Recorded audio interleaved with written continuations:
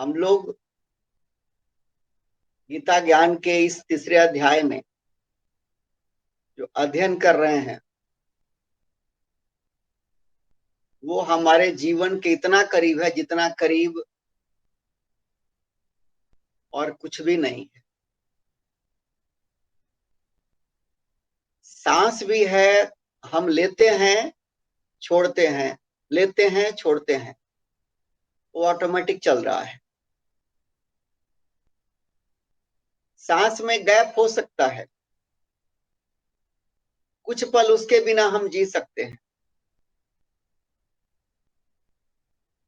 लेकिन गीता ज्ञान के बिना और खास करके इस इस टॉपिक के बिना जो कर्म योग है, इसके बिना सुख की कल्पना मृत तृष्णा के बराबर है। इसके बिना शांत की कल्पना अपने आप को धोखा देना जैसा है। इसलिए बहुत ही महत्वपूर्ण टॉपिक है और हम सब चलते हैं इस गंगा में, गोता लगाते हैं इस ज्ञान गंगा में। पिछले क्लास में हम लोगों ने पढ़ा था, भगवान समझाते हैं पिछले श्लोक पे, स्थान भोगानी वो देवा दासन्ते यज्ञ भाविता तैः दत्तान प्रदाय यह भुंगते स्तेन एव सह। भगवान ने पिछले क्लास में बताया यज्ञ भाविता, यज्ञ के द्वारा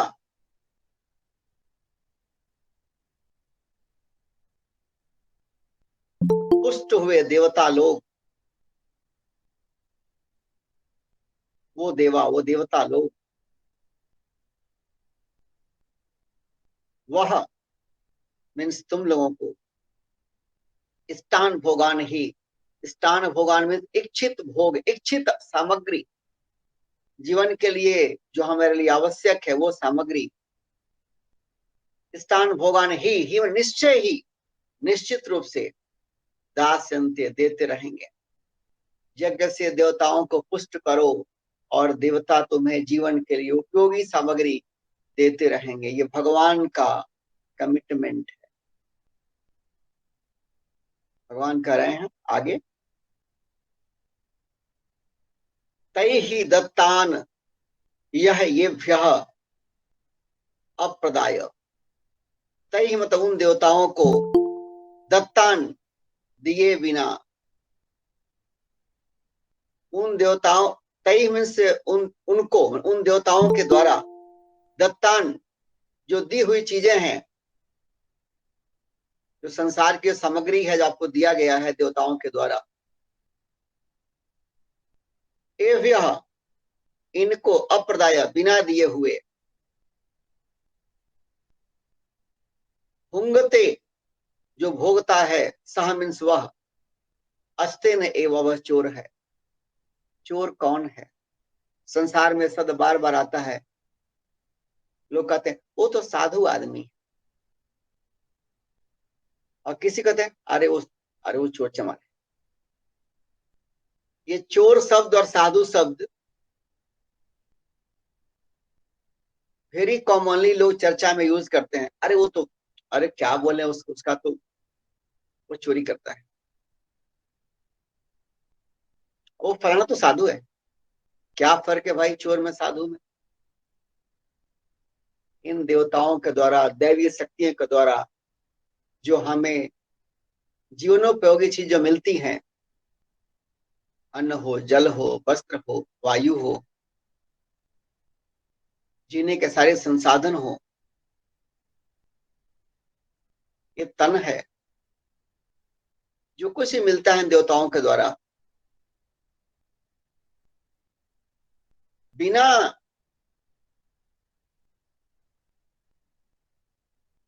इसे देवताओं को ऑफर किए, जो इसे भोगता है वह चोर है। थोड़ा सा यहां मैं बैकग्राउंड दे के आगे चलता हूं। देवताओं को देने का मतलब क्या है? जो हमें देवताओं से मिला है और मिल रहा है हर पल। वायु देवता से हमें हवा मिल रहा है, अग्नि देवता से अग्नि मिल रही है, तभी तो हमारा शरीर जीवित है।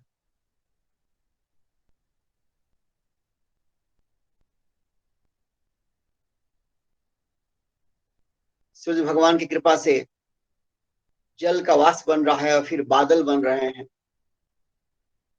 और इंद्रदेव वर्षा करते हैं। ये जो प्राकृतिक शक्तियां हैं, जो हमारे जीवन के लिए आवश्यक चीज प्रदान करती हैं, इनके प्रति कृतज्ञता जाहिर किए बगैर, इनके प्रति अपना ऑफरिंग किए बगैर, इनको थैंक यू भी ने बोले बगैर, हमने इन चीजों को अपना समझ लिया। कपड़ा को अपना समझ लिया, घर को अपना समझ लिया, वस्त्र को अपना समझ लिया, अन्न को जल को अपना समझ लिया, धन दौलत को अपना समझ लिया, इस तन को अपना समझ लिया। ये सारी चीजें ये प्राकृतिक देवता ही चलाते हैं, वही देते हैं, और हमने इनमें ममता कर लिया। ये मेरा है, ये घर मेरा, ये तन मेरा, ये धन मेरा, ये रिश्ते नाते मेरे, जितना मेरा का लेवल लगा दिए हैं कि मेरा मेरा मेरा लेवल लगा दिए हैं, वो मेरा सोच करके एक उनके साथ हम बंध गए हैं कि मेरा है, ममता आ गया है।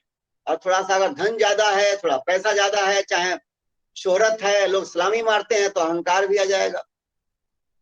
तो इन जो चीजें देवता हमें देते हैं, जो देवताओं के द्वारा दिया गया जो सामग्री है, उनसे हम बंध गए कि मेरा है, ममता कर लिया, और अहमता अभिमान भी आ गया, ईगो आ गया है, मैंने अचीव किया है, देखो तो मैंने ये घर वैसा बनाया, ये पैसा इतना जमा किया, ये गाड़ी बंगले दुकान पद पावर शोहरत, देखो मैं अंदर अहमता अभिमान आ गया,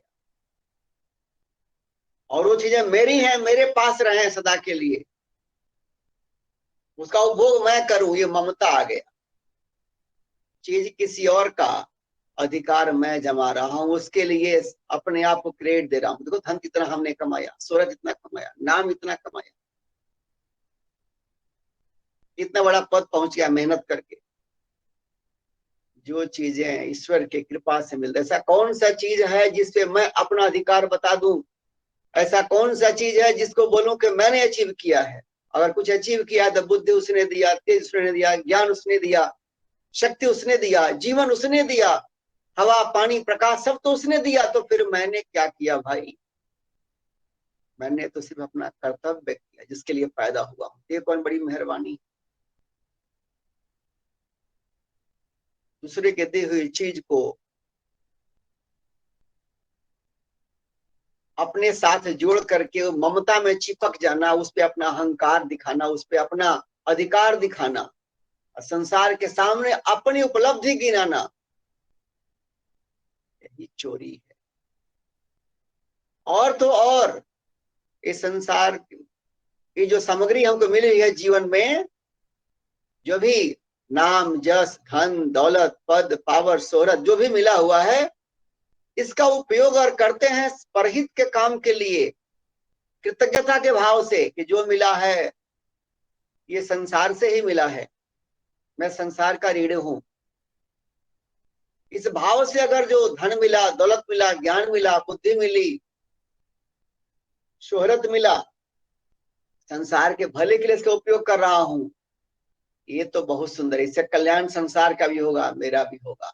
लेकिन मिला मुझको और अपने तक ही उसको रख करके सुख भोग करना चाहते हैं, धन से, दौलत से, पद से, पावर से, नाम से, सूरत से, ये हमारे लिए चोरी का लेबल लग जाता है गीता ज्ञान के दर्शन में। क्योंकि है किसी और का, क्रेडिट मैं ले रहा हूं, उसे कहते हैं चोरी ना। भगवान कहते हैं कि वो चोर है जो देवताओं के द्वारा दी हुई इन सारी चीजों को अपने स्वार्थ की पूर्ति के लिए उपभोग करता है, हाथ फैला करके और पकड़ लेता है, कहता है कि नहीं ये मेरा है। ये जमीन मेरा, ये मकान मेरा, दुकान मेरा, ये घर मेरा, ये रिश्ते नाते मेरे, ये पद मेरा, ये शोहरत मेरा, मेरा मेरा मेरा मेरा मेरा मेरा मेरा, ऐसा करके अपने आप को बांध लेता है इन चीजों के साथ में। ऐसा बंधन बांधता है, इन चीजों में थोड़ी सी खरोच आती है तो उसका दिल तड़पता है। रिश्ते थोड़ा सा प्रतिकूल हो गए, दिल तड़पता है। गाड़ी में खरोच आ गई, दिल में खरोच आ गई। पैसा बैंक में है, स्टॉक मार्केट में है, नीचे गिर गया मार्केट, अब दिल का धड़कन बढ़ गया, कहीं नुकसान और हो गया, धड़कन बढ़ गया। इन चीजों से इतना आदमी चिपक जाता है क्योंकि इन चीजों को मेरा समझ लिया। भगवान कहते हैं कि ये चोरी है, क्योंकि ऐसा संसार में कोई चीज नहीं है जो मेरा है। ये तन जब मेरा नहीं है तो इस तन से संबंधित बाकी चीजें हैं वो मेरी कैसे हो सकती है। जो बाकी सारी चीजें हमारे साथ मिली हुई हैं, चाहे हमारे पास दी गई हैं साधन के रूप में, हमने उन चीजों को उपभोग का सामग्री बना लिया है। नहीं, उन चीजों को उपयोग का सामग्री बना लें और संसार की सेवा में उनका सदुपयोग करें, ये साधना है। और ऐसा जो करता है उसे साधु कहते हैं। संसार में जो भी चीज मिला हुआ है, ज्ञान मिला है, सदाचार मिला है, हमें अच्छे संस्कार मिले हैं, सद्बुद्धि मिली है, कुछ रुपए पैसे हाथ में मिले हैं, कुछ करने का अधिकार मिल गया है, अवसर कुछ मिल गया है, कुछ सांसारिक धन मिल गया है, जो भी मिला इस संसाधन को हम ईश्वर के द्वारा दिया गया प्रसाद समझ करके और संसार का जितना लोक मंगल के लिए काम कर सके इनके सहारे कृतज्ञता के भाव से, अहंकारी के रूप में नहीं, तो हम साधु कि भगवान त्वदीयम वस्तु गोविंद तुभ्यमेव समर्पित। भगवान आपका दिया हुआ सब कुछ है, ये तन है और ये धन है और रिश्ते नाते गाड़ी बंगला शोहरत जो कुछ मिला है आपने दिया है, ये तो आपका ऐश्वर्य है, ये आपकी विभूति है, ये आपका प्रसाद है। आप आपने चाहा तो दिया और जब चाहोगे आप ले लोगे। दिखेगा कि संसार ने लिया, सही माने में आपकी कृपा जैसी होती है वैसी चीजें हमारे हाथ से निकल जाती है। जब तक आप चाहोगे मेरे पास रहेंगी चीजें, जब आप कहोगे नहीं चीजें निकलना चाहिए वो निकल जाएंगी। इसके पहले की चीजें निकल जाए मेरे हाथ से या मेरी सांसें निकल जाए मेरे हाथ से, जो भी चीज मिला है उसका लोक मंगल के लिए हम उपयोग कर लें, ये साधना है, यही जीवन की आराधना है, यही उपासना है, यही यज्ञ है, यही तप है। अपने सुख को थोड़ा सा कम कर दें और दूसरों के दुख में थोड़ा सा सपोर्ट कर दें, ये साधना है, यही जप है, यही तप है। और अगर ये नहीं है तो बस हम चोर और बनोर ही हैं। संसार में भगवान के द्वारा दी हुई चीजों को हमने अपने उपभोग के लिए, अपने स्वार्थ पूर्ति के लिए ढक करके रख लिया। सनातन संस्कृति का ऐलान सबसे ऊपर जगत कल्याण। अगर सत्यनारायण संस्कृति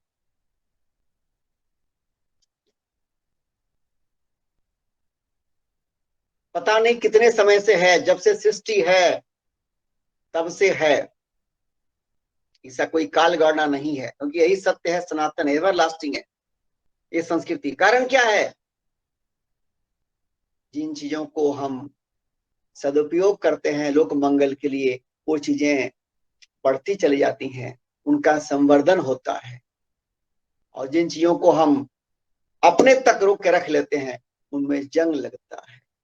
पानी बहते रहेगा, नदी कायम रहेगी, पानी को बांध दीजिए तो फिर पानी में गंदगी आएगी, उसका अस्तित्व खतरे में पड़ जाएगा।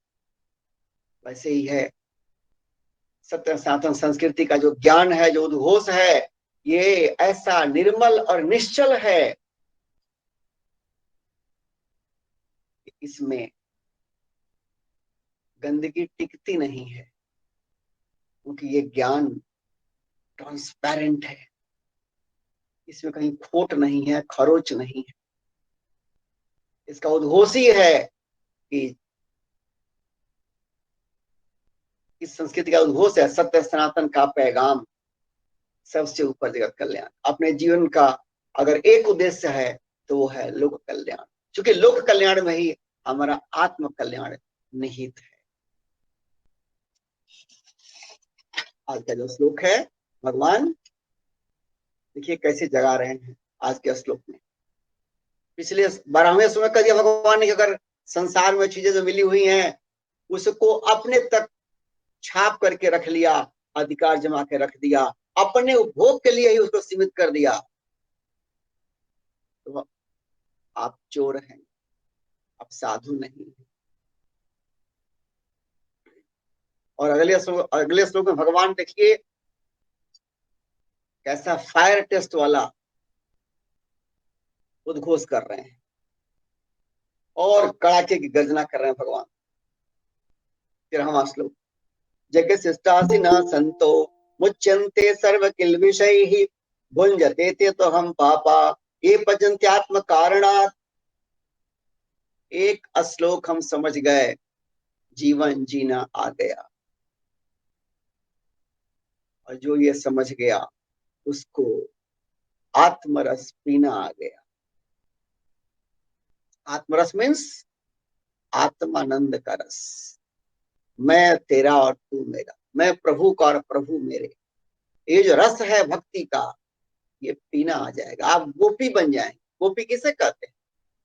वो मतलब इंद्रियां पीमण पीता, जो अपने इंद्रियों से ईश्वर का रस पीता हो उसे गोपी कहते हैं। आंखों से ईश्वर का ही रूप देखना चाहा, बाकी रूप में उसको ज्यादा मजा नहीं आता। कानों से ईश्वर का लीला, ईश्वर का ज्ञान, ईश्वर की कथा सुनने में काने ललायित हो।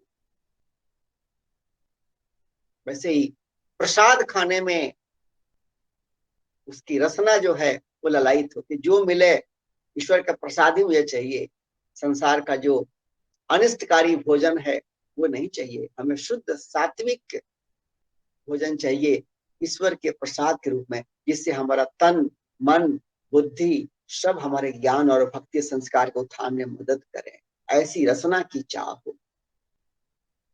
सारी इंद्रियां ईश्वर का गुणगान, ईश्वर का ज्ञान, ईश्वर का दर्शन ये पाने के लिए इंद्रियां ललायित रहती हैं। उस व्यक्ति को कहते हैं गोपी। भगवान कहते हैं कि ये जो श्लोक है 13वां में, ये बहुत ही की श्लोक है, की वर्ष है। कहते हैं भगवान, यज्ञ शिष्टा सिन्हा संतो। यज्ञ शिष्टा का मतलब होता है, यज्ञ शिष्टा यज्ञ से जो बचा हुआ हो। यज्ञ शिष्टा यज्ञ से बचा, सिन्हा उसका उपयोग करने से। यज्ञ आपने किया और उसके बाद जो बच गया उसका लाभ ले रहे हैं, उसको सादर आप प्रसाद के रूप में ले रहे हैं। यज्ञ शिष्टासीना, यज्ञ से बचा हुआ जो पोर्शन है, जो अन्न है, उसे कहते हैं यज्ञ शिष्टासीना। आपने यज्ञ किया और उसके बाद जो बच गया, अंत में आपने सबको खिलाया पिलाया, अंत में जो बच गया, यज्ञकर्ता जो होते हैं वो अंत में ही पाते हैं। तो अंत में जो बच गया आप बड़े संतुष्टि से, तृप्ति से, चलो हमने ऋषियों को, मुनियों को, बालकों को, सत्पुरुषों को, समाज के जो जिनकी क्षुधा शांत नहीं है, ऐसे लोगों को, कई लोगों को हमने आमंत्रित किया और खिलाया। सब खाने के बाद तृप्त होकर के गए। अब अंत में जयकर्ता जब बैठते हैं खाने के लिए, जो बचा हुआ उसे खाते हैं और अमृत पाते हैं। जो संतुष्टि उनको जयकर्ता को मिलती है उसका कोई शब्दों में बयान नहीं कर सकते। उसे कहते हैं जगत शिष्टासीन। संतो मतलब संत, श्रेष्ठ पुरुष। श्रेष्ठ पुरुष क्या करते हैं? यज्ञ शिष्टा, यज्ञ से बचा हुआ सिन्हा अन्न खाते हैं। यज्ञ किए और यज्ञ से बच गया, उस अन्न का प्रसाद स्वरूप उपयोग करते हैं, पाते हैं। ऐसे लोग श्रेष्ठ पुरुष होते हैं। फायदा क्या होता है? सर्व किल्व से ही मुच्यंते। मुच्यंते मतलब मुक्त हो जाते हैं। किससे? सर्व किल्व से ही, हर तरह के पाप से। यज्ञ शिष्टासी न संतो मुच्यन्ते सर्व किल्बिषहि। यज्ञ से बचे हुए अन्न को खाने वाले संत मन श्रेष्ठ पुरुष मुच्यन्ते मुक्त हो जाते हैं सर्व किल्बिषहि, सब पापों से, सब पापों से मुक्त हो जाते हैं जो लोग यज्ञ से बचे हुए अन्न को खाते हैं। और दूसरी लाइन भगवान का बहुत, क्या बताऊं उसे, कड़ाका शब्द है, एकदम करेले का जूस है जो पीने में कड़वा लेकिन बहुत हितकर है। ऐसे बोलूं, सभ्य भाषा में कड़ी निंदा करते हैं भगवान किनकी, जो इसके विपरीत है। कौन लोग हैं, कैसे लोग हैं वो? भुंजते ते तगम पापा ये पचंती आत्म कारणात्। भगवान कहते हैं ये पापा आत्म कारण, ये पापा आत्म कारणात् पचंती। ये मतलब जो पापा, जैसे बालका बालकौ बालका रूप होता है, वैसे पाप पापौ पापा। इसमें निवेदन करता हूँ, पापा का मतलब होता है पापी लोग। मैं निवेदन करना चाहता हूँ कि जो भी लोग अपने घर में बच्चों को ये डैडी पापा कहने की परंपरा चाहे आदत लगा दिए हैं, माहौल को देखते हुए करेक्शन करें, क्योंकि हमारी जो बुनियाद है, हमारी बुनियाद सांस्कृतिक बुनियाद है। हमने संस्कृति को छोड़ दिया, हमने अपने हाथों अपनी कमर तोड़ दिया। इसलिए अपने बच्चों को संस्कृति से जोड़ें, उनकी कमर नहीं तोड़ें। अगर माहौल को देखते हुए बच्चों में डैडी मम्मी पापा, अगर ये आजकल का जो बहुत ही सिली वर्ड जो संबोधन का हो गया है, शब्दों की महिमा आप जानते हैं, शब्दों की महिमा कितनी है। शब्दों में साइंटिफिक पावर है, स्पिरिचुअल पावर तो है ही, डिवोशनल पावर तो है ही, शब्दों में साइंटिफिक पावर भी है। शब्द क्या है? ध्वनि है, साउंड है। जो लोग साइंस ऑफ साउंड पढ़े हैं वो जानते हैं कितना पावर होता है साउंड में। इसलिए अगर माहौल को देखते हुए अज्ञान बस बच्चों में लत लग गई हो, अब भी करेक्शन कर सकते हैं। ये डैडी पापा ये सब बंद कराएं, और बच्चों को जो हमारी संस्कृति का शब्द है, बाबूजी, पिताजी, पिताश्री, मैया, माँ, माताजी, माताश्री, इस तरह के हमारे जो सांस्कृतिक परंपरागत शब्द है, मर्यादा, जो मर्यादा से संपन्न शब्द हैं, उसका प्रोत्साहन बच्चों को दें। इसलिए कह रहा हूं कि इसमें आया हुआ है जो शब्द भुंजते थे तो हम पापा, पापा मतलब पापी लोग। ये पापा आत्म कारण पचंती, ये मतलब जो पापा पापी लोग आत्म कारणात अपने लिए पचंती पकाते हैं, जो पापी लोग अपने लिए पकाते हैं क्या? अन्न। ते तो अघम को ब्रेक करेंगे, तू अघम, ते तू अघम भुंजनते। ते मतलब वे लोग, तू मतलब तो, वे लोग तो जोड़ दे रहे हैं, अघम, अघम मतलब पाप, भुंजते खाते हैं। ते मतलब वे लोग, तू मतलब तो, अघम पाप, भुंजनते खाते हैं। वे लोग तो पाप ही खाते हैं, मतलब जो लोग अपने लिए पकाते हैं, यज्ञ भाव से नहीं पकाते हैं। अन्न की बात हो रही है और इसका दर्शन बहुत बड़ा है। हो सकता है श्लोक आज ये पूरा ना हो, लेकिन मैं इस श्लोक में फास्ट नहीं चलूंगा, क्योंकि ये समझना बहुत जरूरी है कि जीवन के लिए हर पग पग पे ये हमारा श्लोक ये जो है वो लाभदायक है।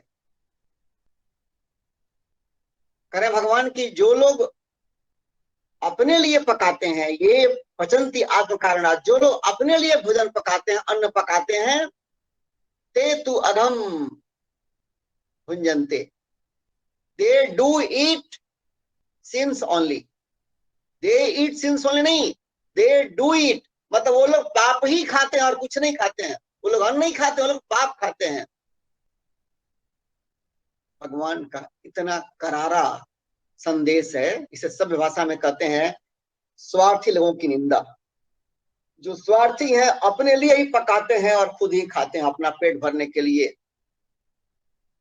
आत्म केंद्रित मानसिकता के कारण वो खाना पकाते हैं और अपने ही लिए पकाते हैं, अपने ही खाते हैं।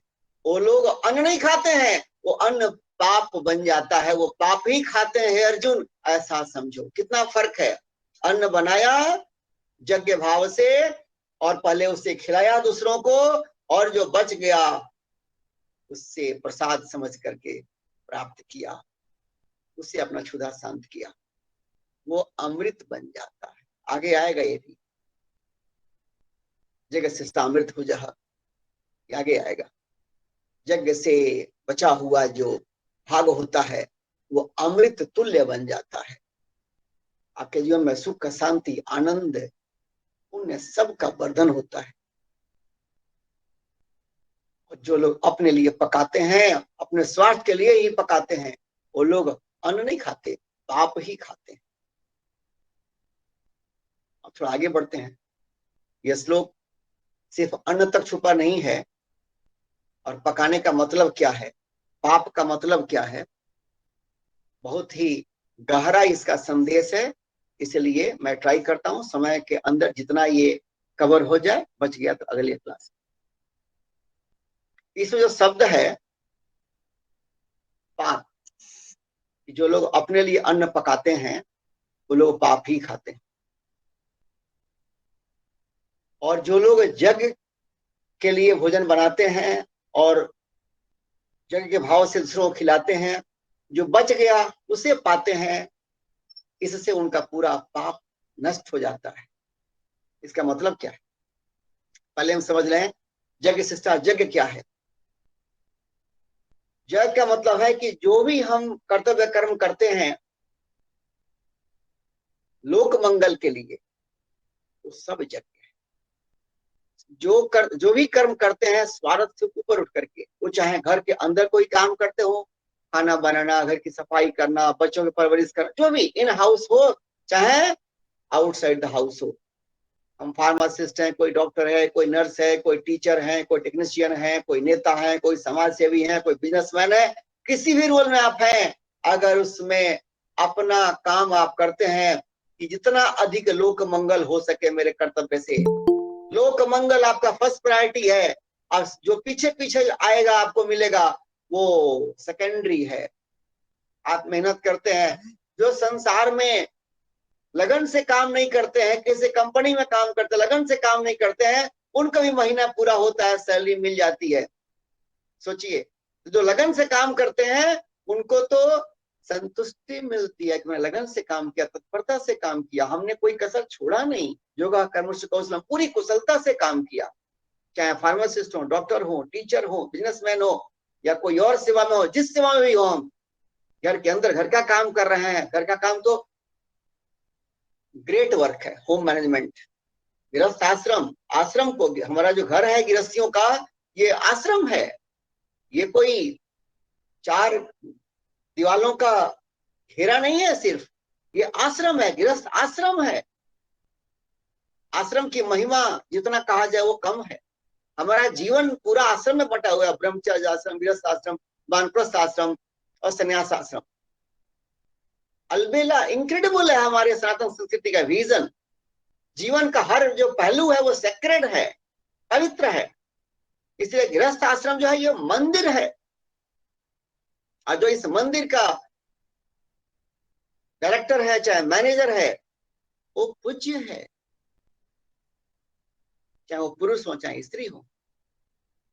बहुत बड़ा ये त्याग है, ये कर्मयोग है, ये यज्ञ है।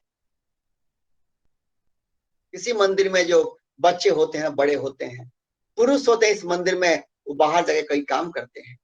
महिलाएं इस मंदिर में है, या तो खुद काम, मंदिर घर का ही पूरा काम वो संभालती हैं। ये अपने आप में इनक्रेडिबल टास्क है। किसी दिन छुट्टी नहीं है, किसी पल भी आराम नहीं मिलने को मुश्किल है। 24/7 ये काम है। और यहाँ कोई मंथली सैलरी नहीं है। इसके सामने संसार का हर काम झुक जाएगा, इतना इसमें त्याग भरा पड़ा है। इसलिए कहते हैं घर की महिलाओं को गृह लक्ष्मी, शुभ लक्ष्मी, भाग्य लक्ष्मी। कहने का मेरा मतलब है कि जो भी कर्तव्य कर्म हम करते हैं दूसरों के भले के लिए, दूसरों में ज्ञान बढ़ जाए, भक्ति बढ़ जाए, संस्कार बढ़ जाए। अगर कोई दुखी है तो उसका दुख दूर हो जाए, कोई निर्धन है तो उसको समृद्धि मिल जाए, कोई परेशानी में है उस परेशानी से पार हो जाए। हम कुछ ना कुछ करके लोगों के भले के लिए प्रयास करते हैं, अपना कर्तव्य निभाते हैं, वो यज्ञ हो गया। यज्ञ शिष्टासीना संतो। जब हम यज्ञ भाव से कर्म करते हैं, अपना कर्तव्य करते हैं, कोई मटेरियल गेन के लिए नहीं करते हैं, अपने स्वार्थ की पूर्ति के लिए नहीं करते हैं। मटेरियल गेन, स्वार्थ की पूर्ति, वो पीछे पीछे छाए के नहीं चलता है। हम नहीं चाहेंगे तब ये पीछे पीछे चलेगा। इसलिए हमें मटेरियल गेन और अपने स्वार्थ की पूर्ति को आगे नहीं रखना है। हमें कोई भी काम में देखना है इससे दूसरों का भला अधिक से अधिक हो। इस भाव से कर्तव्य निभाते हैं, माता के रूप में, पिता के रूप में, भाई के रूप में, चाचा, दादा, दादी, पड़ोसी, नेता, समाज सेवी, बिजनेसमैन, टीचर, किसी रूप में हम काम करते हैं, करते जाते हैं, यज्ञ हो गया। और जो कर्तव्य निभाते हैं एक तरह से उसे ही कुकिंग कहते हैं। ये पचंती आत्मकरणा, जो अपने लिए पकाते हैं। ठीक है, तो पचंती का मतलब होता है कि जो हम करते हैं, हम जो भी काम करते हैं, ठीक है, उसके वो एक तरह का कुकिंग हो गया। हम बिजनेसमैन हैं तो हम जो करते हैं उससे समाज का इकोनॉमी ग्रो करता है। इंडस्ट्रियलिस्ट है, हम जो करते हैं समाज को एम्प्लॉयमेंट मिलता है। हम शिक्षक हैं, जो काम करते हैं समाज में ज्ञान की खेती हो रही है, वो हमारा कुकिंग है। तो हर आदमी जो कर्म करता है वो एक तरह का कुकिंग है। You are doing something that is called cooking. आप कुछ बना रहे हैं, कुछ रचना कर रहे हैं, कुछ तो कर रहे हैं अपने कर्मों के द्वारा, कुछ तो हो रहा है। You are what you are doing is called here cooking. आप जो कर रहे हैं वो यहाँ कुकिंग के समान है। उससे आप जो कर रहे हैं उससे कुछ बनने जा रहा है, उससे कुछ होने जा रहा है। तो कर्तव्य कर्म आपका जो निस्वार्थ भाव से कर रहे हैं वो यज्ञ हो गया।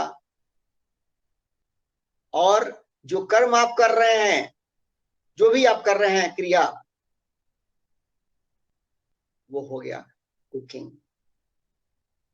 और उससे संसार को लाभ मिले, समाज को लाभ मिले,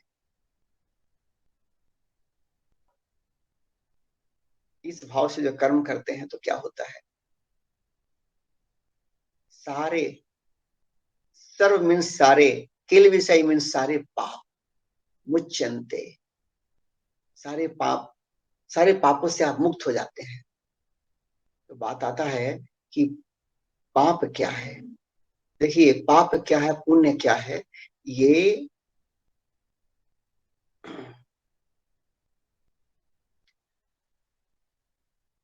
पाप वो है जो आपको दुखद परिस्थिति में धक्का देके डाल देता है। पाप क्या है, ऐसा आपका कर्म जो आपको दुख दिलाता है। पुण्य क्या है, ऐसा आपका कर्म जो सुख दिलाता है। जो कि एक आम धारणा हम समझते हैं, लेकिन ये बहुत ही समझने लायक शब्द हैं।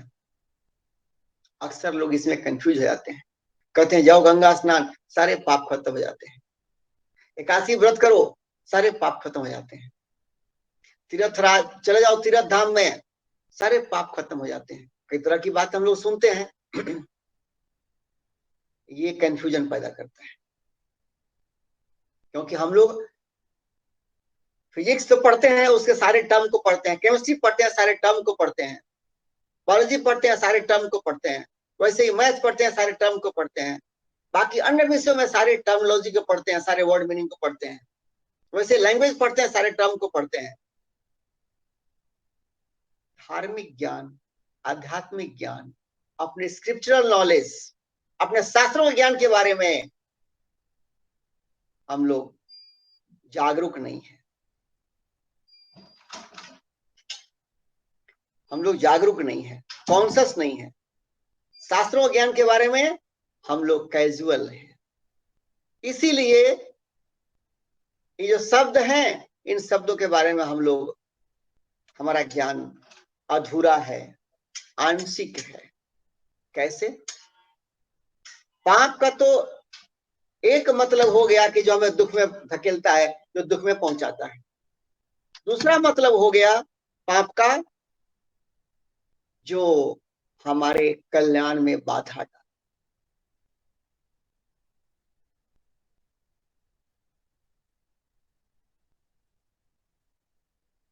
हमारे कल्याण में बाधा डाले। कैसा कल्याण?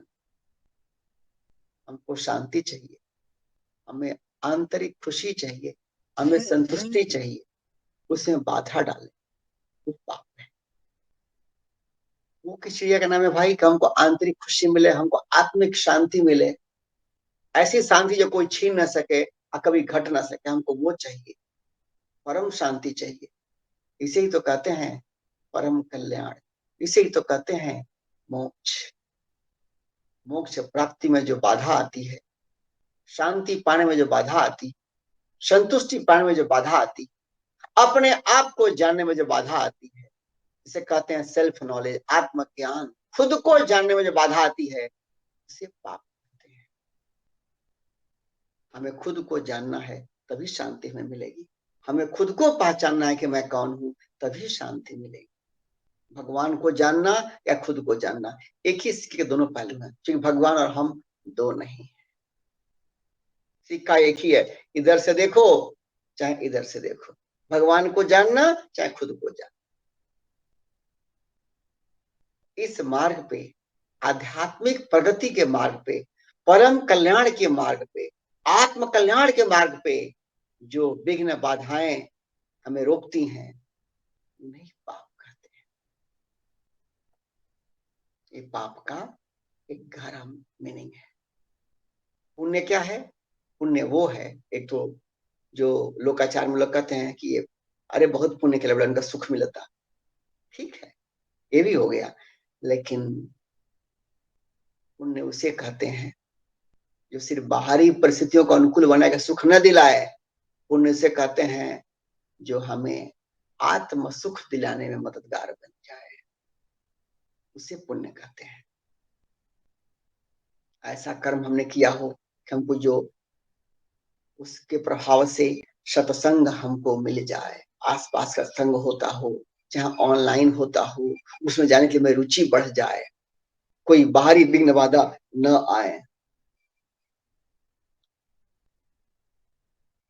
तो जो हमारा आध्यात्मिक जागरण में हमारा मार्ग प्रशस्त करे, उस ताकत को, उस शक्ति को, उस करेंसी को, उस पूंजी को पुण्य कहते हैं।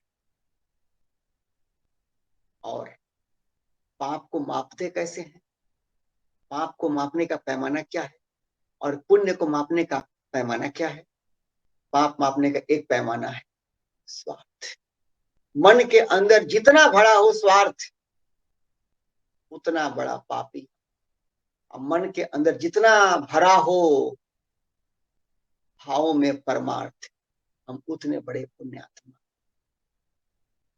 ये सबसे सिंपल तराजू, सबसे सिंपल पैमाना, सहज पैमाना। हम कितने बड़े पापी हैं अगर पहचानना हो, दुनिया शायद हमें नहीं पहचान पाए क्योंकि हमने मुखौटा बदल लिया है। शायद दुनिया ना पहचान पाए हमको, संभव है, क्योंकि मनुष्य जो है वो बहुत ही रंगीला प्राणी है, अपना रंग बदलता है समय और परिस्थितियों को देख करके। लेकिन खुद को तो जरूर जानता है वो आदमी कि मैं कितना पापी हूं और कितना पुण्यात्मा हूं।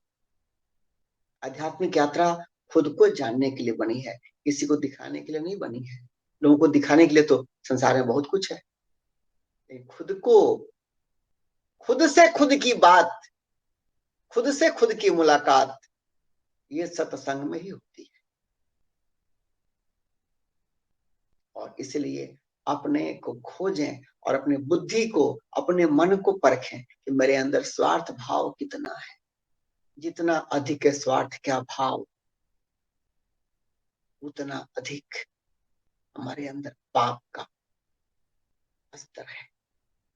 और जितना अधिक हमारे अंदर परमार्थ करने का भाव हो, दिल तड़पता हो परमार्थ करने के लिए, लोक मंगल करने के लिए, जितना आतुरता आपके अंदर हो कि संसार का मंगल करने के लिए मेरे अंदर बड़ी आतुरता है, बड़ी प्यास है, ऑनेस्ट कॉल फॉर द लोक मंगल, लगता हो कि मुझे अब स्वार्थ में मन नहीं लगता है, परमार्थ में मन लगता है, मतलब आपका पुण्य जान,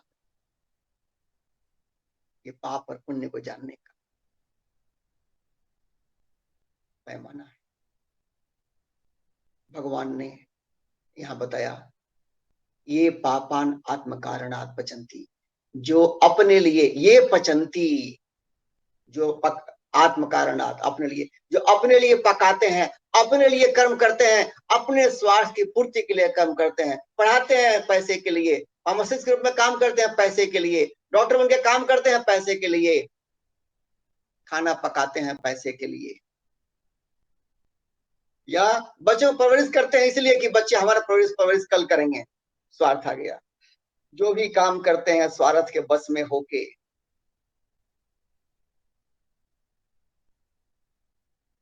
वो पाप की कैटेगरी में आ गया। भगवान कह रहे हैं, मैं नहीं कह रहा हूं। ये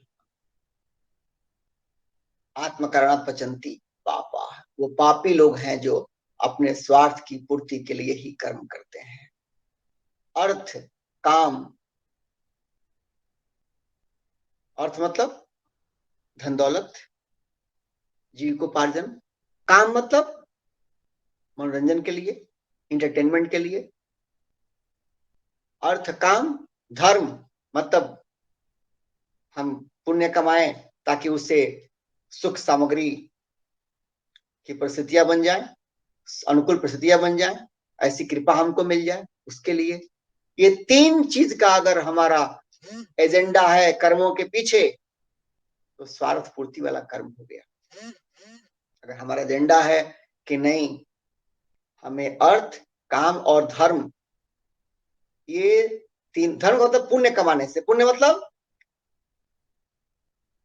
इस लोक से लेकर के अगले जन्म तक अनुकूल परिस्थितियां मिले, सुखदायी जीवन हमारा हो, इस जन्म में, अगले जन्म में, स्वर्ग में, जहां जाऊं सुखी सुख हो, सुखद परिस्थितियां हमको मिल जाए। इस जन्म में सुखद हो सब कुछ, बाल बच्चे घर परिवार सब सुखद हो, फिर अगर जब काल आकर के हमको बुला के लेके जाए, अगला जीवन में सुखद मिले, ये सुख की कल्पना वाला जो सोच है, इसे ही कहते हैं धर्म। अर्थ के बाद से,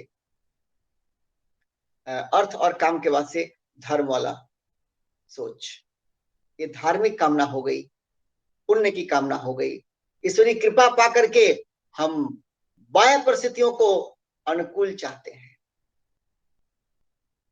ये हो गया धर्म के अंदर, पुण्य के अंदर। अर्थ, काम और ये धर्म, अगर तीन तक मेरा एजेंडा है, इसी एजेंडे के तहत हम अपना कर्म कर रहे हैं संसार में। मंदिर में दान दे रहे हैं, किस लिए? भगवान की कृपा मिल जाए। क्यों नहीं? हमारे घर में अभी खुशहाली थोड़ा कम है, थोड़ा और बढ़ जाए, कृपा मिल जाएगी, दान इसीलिए दे रहे हैं। कहीं आश्रम में गए दान दे रहे हैं, कहीं दीन दुखियों को दान दे रहे हैं, क्यों? कृपा मिल जाए, घर परिवार में बरकत हो, समृद्धि हो, हमारी शान शौकत बढ़ जाए, हमारी पदोन्नति हो जाए। दान तो दे ही रहे हैं, उसके पीछे स्वार्थ घुस गया, लौकिक परिस्थिति अनुकूल होने वाला, लौकिक सुख पाने वाला स्वार्थ घुस गया वहां पे। काम तो है धर्म का, लेकिन स्वार्थ घुस गया। तो स्वार्थ के बस में हम जितना काम करते हैं, इसे कहते हैं ये आत्मा कारणात् पचंती। पचंती मतलब पकाते हैं, कर्म करते हैं। हमारे सारे कर्म वो अन्न पकाने वाला ही दायरे में चले जाए। अन्न पकाने का उदाहरण दिया गया है, जैसे अन्न पकाते हैं दूसरों के लिए जगह भाव से या अपने लिए, वैसे ही कर्म करते हैं दूसरों के लिए या अपने लिए।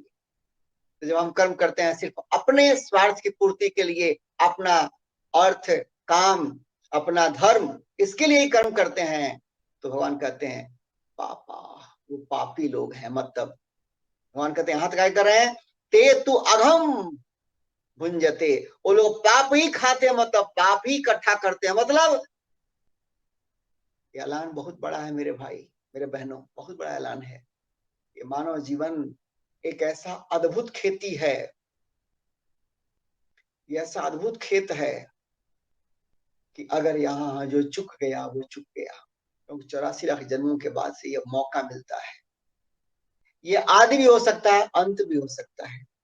जैसे 84 लाख जन्मों के बाद से मनुष्य जो नहीं मिला है, अगर हमने इस खेत में अच्छे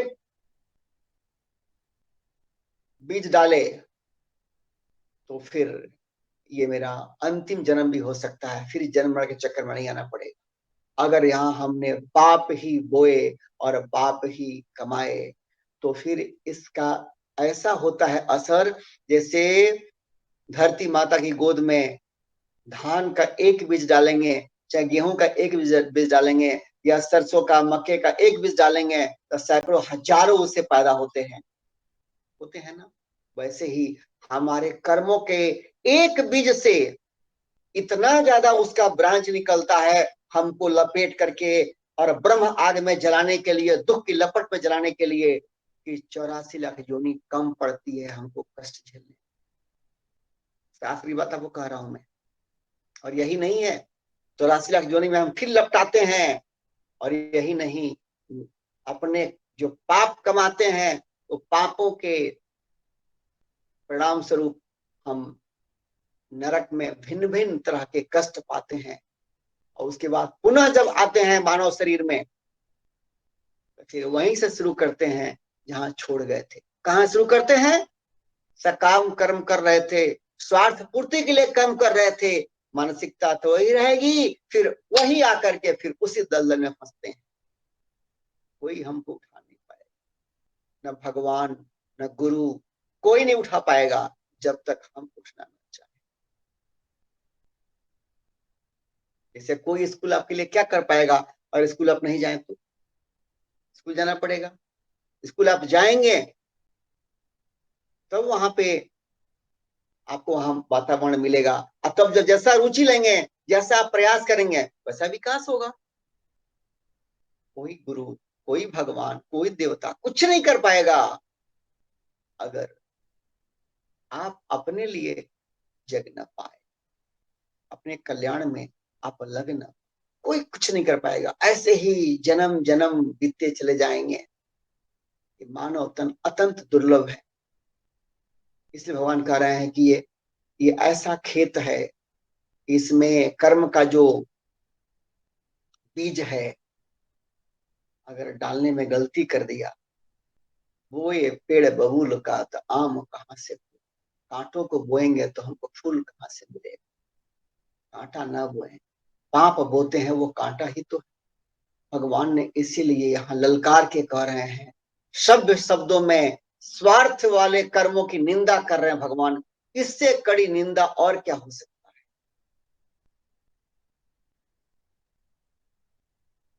भगवान ने एक तरह से ये जो बता रहे हैं यहाँ पे, ये कर्मयोग ही है। कर्मयोग क्या है? प्रॉपर एक्शन, उचित कर्म, यथोचित कर्म, देश काल परिस्थिति को देखते हुए जो भी उचित कर्म होता है उसे करना, और उचित नजरिए से करना। Proper action with proper attitude, उचित कर्म और उचित नजरिए से कर्म करें। कर्म हमारा उचित हो, जो भी हमारा रोल है उसके अनुकूल जो कर्म हमें करना चाहिए वो हम करें, और नजरिया सही हो, उसमें स्वार्थ पूर्ति वाली फलाशक्ति नहीं हो। यही तो कर्म योग है। और इस 13वें श्लोक में भी बात वही है, ये कर्मयोग ही है। लेकिन समझाने का भगवान का तरीका ऐसा है कि इसमें अगर फिसल गए तो फिर खाई में ऐसे गिरेंगे कि फिर खाई से बाहर आने में 84 लाख योनि पार करनी पड़ती है, तब पुनः मिलता है ये मानव तन। कितना कष्ट काटना पड़ता है, कहीं जलना पड़ता है, कहीं कटना पड़ता है, कहीं लोग कुचलते हैं, क्या क्या होता है। इसी कर्म योग को भगवान ने चैप्टर 2 के शुरुआत में ही अगर आप देखें तो श्लोक चैप्टर 2 का जो 40वां श्लोक जो है, वहां भगवान ने जगाने के लिए बात कहा था। क्या कहा था वहां भगवान ने चैप्टर 2 के 40वें में? अम,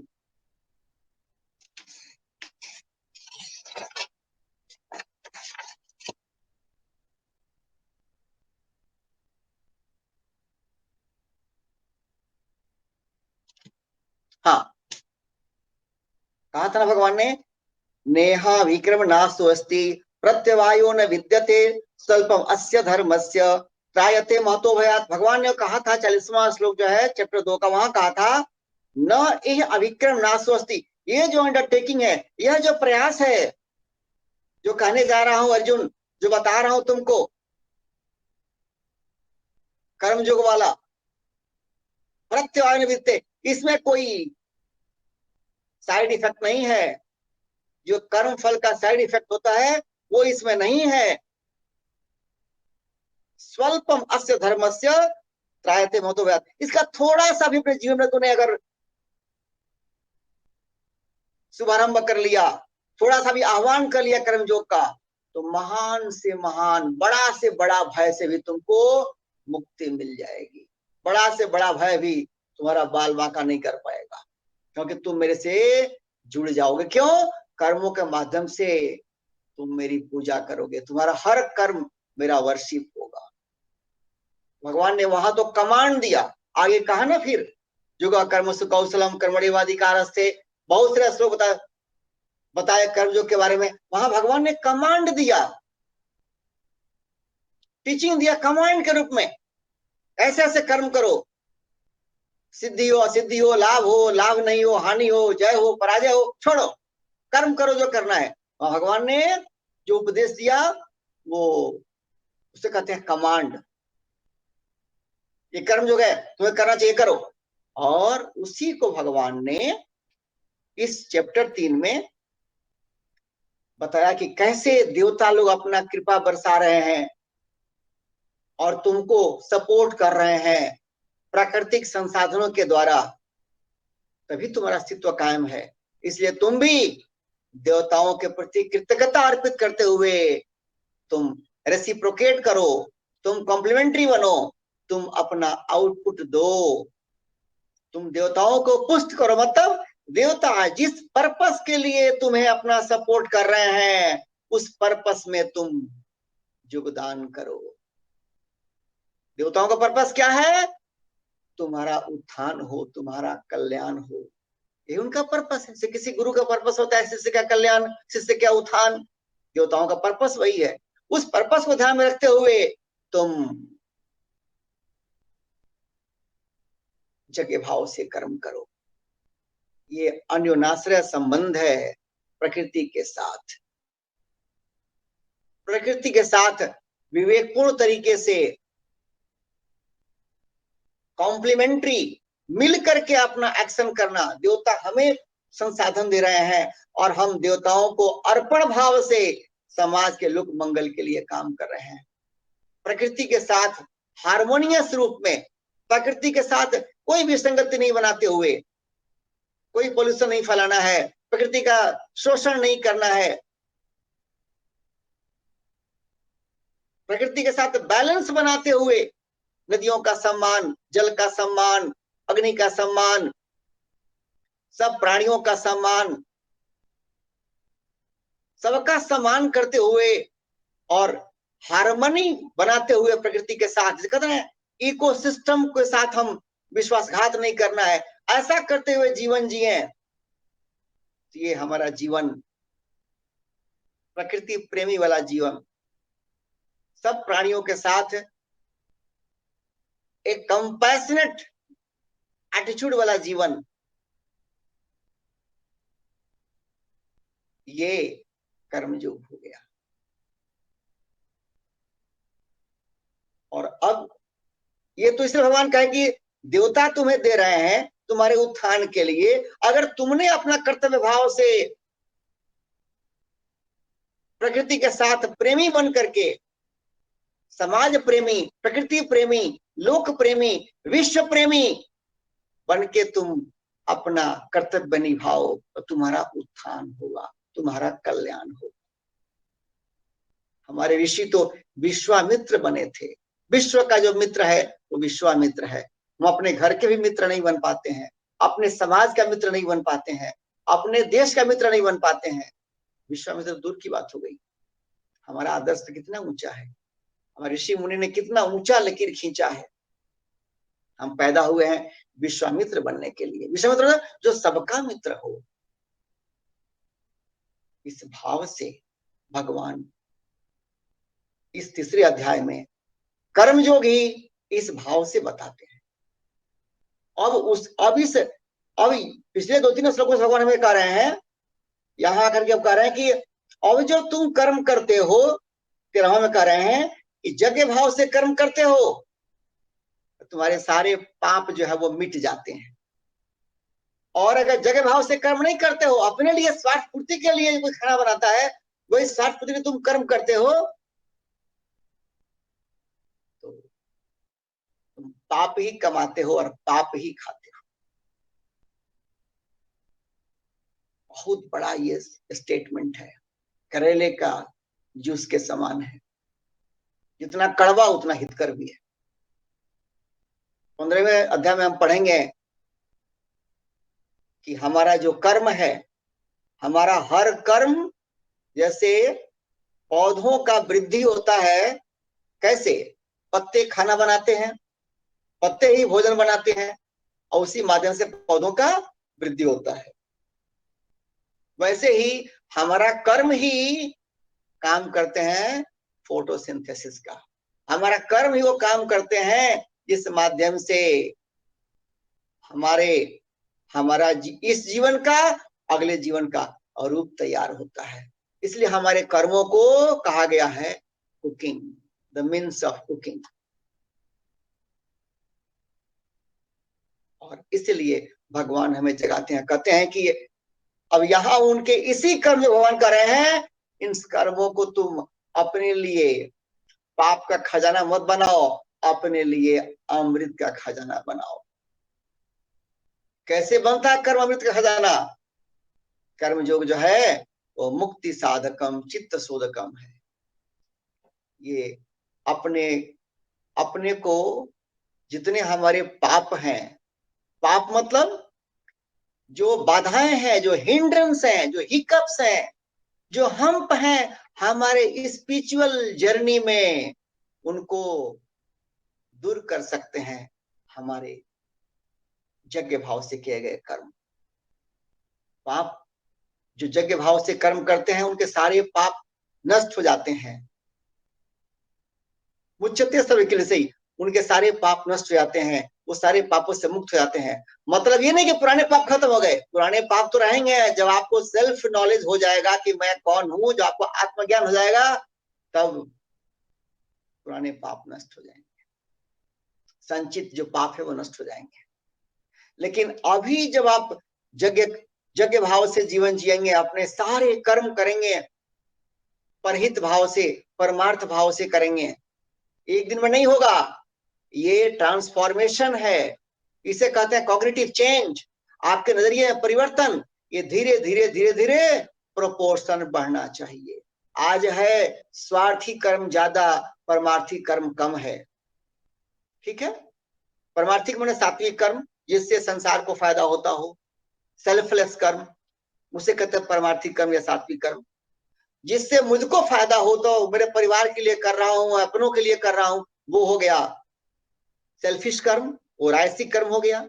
और तामसिक कर्म भला बुरा कुछ भी करके, और संसार का भले नुकसान भी हो जाए, संसार को नुकसान हो जाए, संसार का क्षति हो जाए, संसार के लोग भले कट मर जाए, हमको फायदा हो, वो तामसिक कर्म हो गया। 3 लेवल कर्म हो गया। तो हमारे जीवन में तामसिक कर्म तो होना नहीं चाहिए, होना चाहिए 0। और जो राजसिक कर्म है, जो सेल्फ सेंटर्ड कर्म है, धन कमाना, पैसे कमाना, ठीक है, उसका अनुपात कम हो और हमारे कर्मों का दायरा बढ़े सेल्फलेस कर्म की तरफ, सात्विक कर्म की तरफ, परहित कर्म की तरफ, लोक मंगल वाले कर्म, वो ज्यादा प्रोपोर्शन में। ये अनुपात बढ़ाना है, अपने आप को ईश्वर के चरणों में चढ़ाना है। ये भावना हमारी होनी चाहिए। मैं अभी यहीं रखता हूं। इस श्लोक का अभी गहराई बाकी है। जो हमने बताया है वो मात्र एक छोटा सा झांकी है। समय की मर्यादा रखते हुए यहीं रखता हूं मैं। अगले क्लास में पुनः इसी श्लोक पर आपको गहराई में ले चलेंगे, जहां आपको अमृत ही अमृत मिलेगा। हाँ, कोई